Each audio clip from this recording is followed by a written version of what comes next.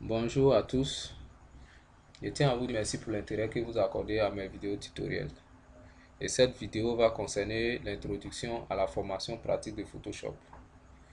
Et avant l'étude d'un logiciel, il faut connaître sa définition et connaître aussi les différents détails liés à ce logiciel-là. Et pour cette première vidéo, nous allons nous entretenir de manière théorique sur l'introduction à Photoshop, la définition et les détails liés à ce logiciel. Photoshop est un logiciel de retouche, c'est-à-dire de traitement et de dessin assisté par ordinateur. Il a été édité par Adobe.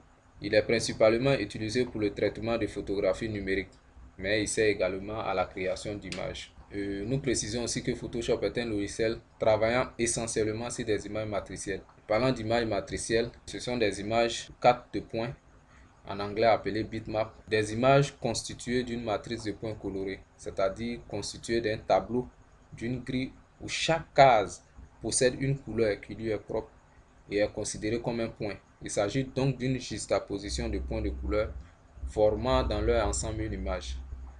Enfin, c'est la définition d'une image matricielle. Photoshop est reconnu aussi par les infographistes professionnels à travers sa puissante galerie de filtres et d'outils graphiques performants.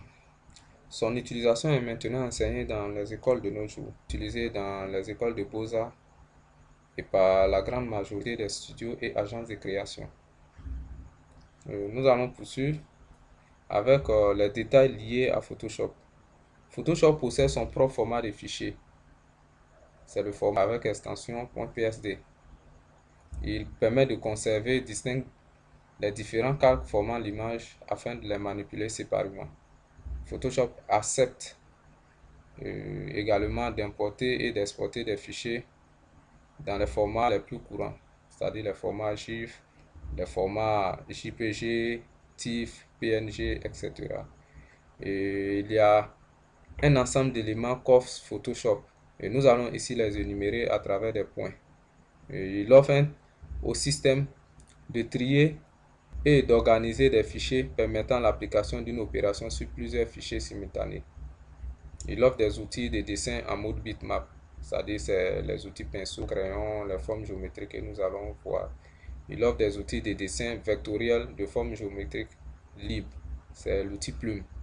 Bon, ouais, évidemment, l'outil que j'aime utiliser, que j'adore utiliser, c'est l'outil plume. Nous avons aussi des outils de sélection de zones de travail. Vous allez voir l'outil lasso, l'outil rectangle de sélection avec d'autres outils. Les outils de copie, de collage et de duplication de zones de travail.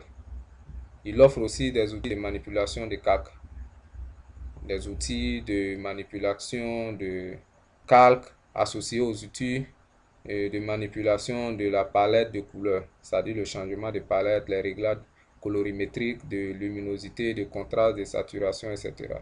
Il offre des filtres pour appliquer divers effets à des zones d'intérêt, c'est-à-dire la texture, l'ombrage, le renforcement des contours, l'estompage, le flou, etc. Nous allons voir ces outils à travers des tutos pratiques que nous allons étudier par la suite.